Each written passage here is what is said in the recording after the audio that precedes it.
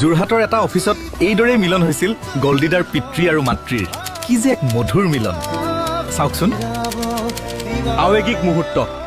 বৰঠাকুৰ ডাঙৰীয়া চাকৰি সূত্ৰে মেঘালয়ৰ তুৰালৈ যাব ওলাইছে। বাইদেৱে বিদায় দিবলৈ আহিছে। দুৰ্গা পূজাৰ সময় বৰঠাকুৰ ডাঙৰীয়া বন্ধত ঘৰলৈ আহিছে আৰু ইলি বাইদেউক লগ পাইছে।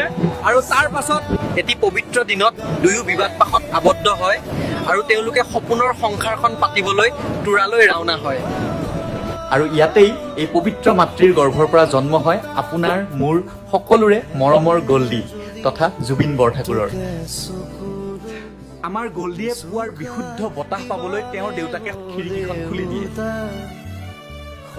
আমাৰ মৰমৰ গল্ডিয়ে যেতিয়া আমনি কৰে, তেতিয়া হেনো ৰেডিঅ'ত গান শুনিলেই আকৌ ধুনীয়াকৈ শুই যায়।